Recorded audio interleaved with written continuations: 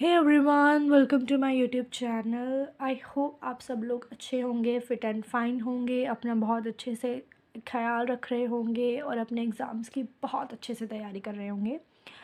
तो सारे iterative methods करने के बाद, bisection method, regular falsies method, Newton Ramson method करने के बाद अब हम पहुंच गए हैं अपने last iterative method Newton Ramson method में। तो अब तक अगर आपने पहले वो तीनों मेथड अच्छे से प्रिपेयर नहीं करे हैं तो आप वो मेथड अच्छे से प्रिपेयर कर लीजिए। आप मेरे वीडियोस चेक कर सकते हैं, मैं डिस्क्रिप्शन बॉक्स में उनका लिंक डाल लूँगी। अगर आपको उनमें कोई भी डाउट आए तो आप कमेंट सेक्शन में मुझसे पूछ सकते हैं। तो Newton Ramson method iterative methods में से सबसे ज़्यादा इम्पॉर्टेंट मेथड है। क्यों? क्योंकि न्यूटन रैमसन मेथड का रेट ऑफ कन्वर्जेंस 2 है। मतलब Newton Ramson method iterative method में से एक ऐसा मेथड है जो सबसे ज़्यादा फास्ट रेट ऑफ कन्वर्जेंस 2 के साथ हमें हमारे सोल्यूशन तक यानी कि हमारे रूट तक पहुंचाता है। तो ये तो थी न्यूटन रैमसन मेथड की खासियत। पर अब उसके ड्रॉबैक क्या है? न्यूटन रैमसन मेथड फेल हो जाता है जब हमारा जो गिवन फंक्शन है उसका डेरिवेटिव ज़ीरो हो जाए। फॉर एग्ज़ाम्पल, आपके पास एक फंक्शन दिया हुआ है एफ ऑफ एक्स। अगर आपका derivative of f x zero आ जाता है किसी भी पॉइंट पे, तो आपका जो न्यूटन्स मेथड है वो फेल हो जाएगा। आप न्यूटन्स रैमसन मेथड यूज़ नहीं कर सकते। सेकंड, इसके जो ड्रॉबैक है वो भी डेरिवेटिव से रिलेटेड है। अगर हमारे पास किसी भी फंक्शन का डेरिवेटिव काफ़ी कॉम्प्लिकेटेड आ जाता है, काफ़ी कॉम्प्लेक्स पावर्स में आ जाता है, तो इसको यूज़ करके कैलकुलेट करना बहुत डिफ़िकल्ट है। तो उन केसेस में हम ये न्यूटन्स मेथड अवॉइड करेंगे। तो अब न्यूटन्स मेथड की वर्किंग देखने के लिए, ये कैसे काम करता है, कैसे रूट तक पहुंचाता है, हमने यहाँ पर क्वेश्चन लिया है। Find by Newton's method the real root of the equation 3x is equal to cos x plus 1 up to 4 decimal places. हम इस इक्वेशन का रूट फाइंड करेंगे using Newton Raphson's method. So let's start करने से पहले अगर आपने मेरे चैनल को सब्सक्राइब नहीं किया है, please subscribe to my channel. So equation is 3x is equal to cos x plus 1। इसे हम लिख सकते हैं 3x minus cos x minus 1 is equal to 0। So this is our function. So start करने का वही प्रोसीजर रहेगा। हम एक इंटरवल फाइंड करेंगे, एक एंड पॉइंट पे उसकी वैल्यू नेगेटिव होनी चाहिए और एक एंड पॉइंट पे उसके फंक्शन की वैल्यूज़ पे पॉजिटिव होनी चाहिए। सो एफ ऑफ 1 इज़, तो क्योंकि यहाँ पे एक ट्रिग्नोमेट्रिक फंक्शन हमारे पास प्रेजेंट है, तो हम जो भी कैलकुलेशन करेंगे उसको हम रेडियंस में करेंगे। तो रेडियंस में करने के लिए हम मोड 2, तो ये हमारा कैलकुलेशन जो भी कैलकुलेट करेगा वो रेडियंस में होगा, डिग्रीज में नहीं होगा। सो 3 into 1 minus cos 1 minus 1, 3 minus cos 1 minus 1, 9697। तो हम इसको राउंड ऑफ करके लिख लेंगे 1.4597। Now F of 2, 3 into 2 minus cos 2 minus 1, 6 minus cos 2 minus 1, 5.416। ये भी पॉजिटिव है, पर हमें एक ऐसा इंटरवल चाहिए जिसके एक एंड पॉइंट पे वैल्यू नेगेटिव हो और एक एंड पॉइंट पे फंक्शन की वैल्यू पॉजिटिव हो। पॉजिटिव वाला हमें मिल चुका है, अब हमें चाहिए नेगेटिव वाला नंबर। नेगेटिव के लिए हम ज़ीरो भी ट्राई कर सकते हैं। F of 0 that is 0 minus cos 0 minus 1, cos 0 minus 1 minus cos 0 minus 1। So this is -2। तो हमारा रिक्वायर्ड इंटरवल का जो काम है वो 0 और 1 कर सकते हैं। तो 0 और 1 हमारे पास रिक्वायर्ड इंटरवल है, तो सबसे पहले हम ये मेंशन कर देंगे।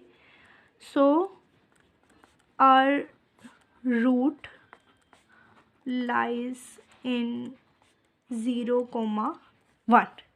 तो अब नेक्स्ट स्टेप पे अप्रोच करने के लिए हम x की या तो 0 ले सकते हैं वैल्यू या 1 ले सकते हैं, बट 0 और 1 में से हम कौन सी लेंगे ये हम कैसे डिसाइड करेंगे? f(0) और f(1) को देख के।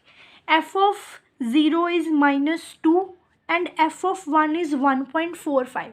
तो हम ये चेक कर रहे हैं कि 0 के नज़दीक कौन सा नंबर है, -2 या 1.4।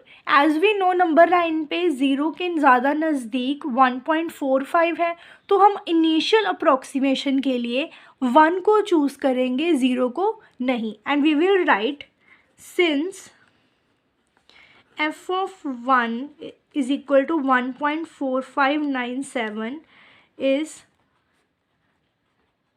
nearer to 0, so we will use x0 is equal to 1 as our initial approximation.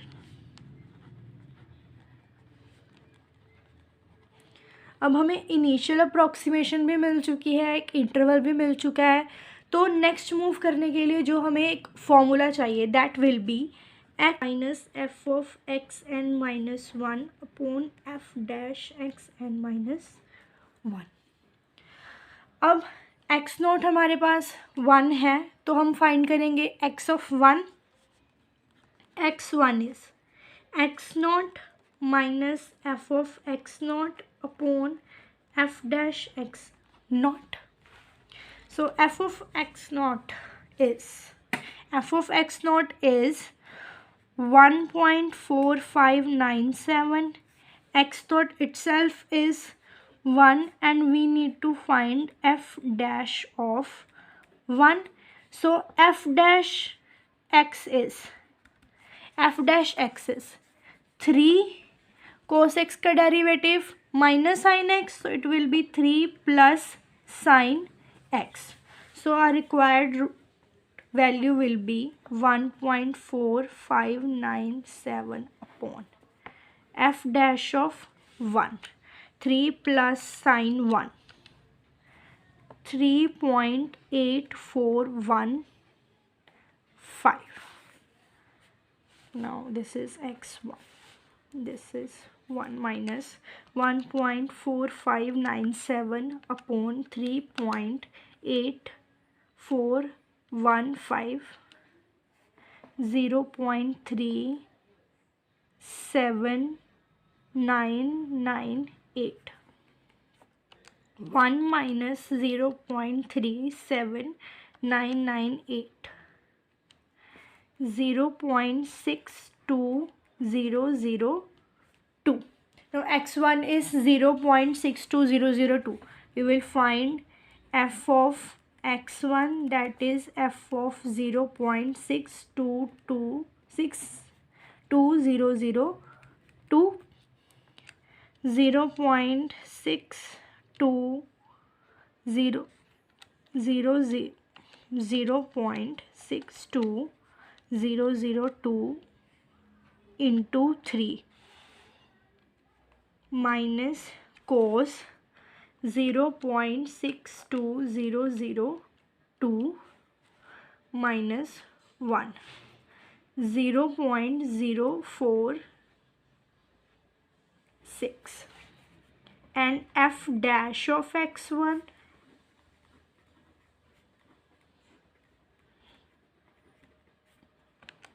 3 plus sin 0.62002, 3.58105. Substituting values, x2 is equal to x1 minus f of x1 upon f dash x1. x1 is 0.62002, f of x1 is 0.046 upon 3.58105. 0.046 divided by 3.58105. minus 0.0128 and this is 0.62002। क्योंकि मैं ये सारी calculation आपको बिल्कुल detail में करके दिखा रही हूँ, तो आप भी साथ साथ अपना कैलकुलेटर और नोटबुक ज़रूर लेके बैठे, अपने कैलकुलेशन साथ साथ परफॉर्म करें, ताकि आप अच्छे से प्रैक्टिस कर सकें। आपको किसी भी स्टेप में डाउट हो तो आप पॉज करके उसको अच्छे से सोच के या वीडियो को रिवाइंड करके चेक कर सकें कि आप कहाँ मिस्टेक कर रहे हैं, कहाँ आपको ज़्यादा ध्यान देने की ज़रूरत है, कौन सा स्टेप कैसे करना है। इससे आपको बहुत ज़्यादा हेल्प मिलेगी, आपका बाद में सोचने में ज़्यादा टाइम वेस्ट नहीं होगा। सो 0.62002 minus 0.0128 0.60722. Now f of 0.60722, 3 into 0.60722 into minus cos 0.60722 minus 1, that is 0.00042. F dash of 0.60722, 3 plus sine 0.60722,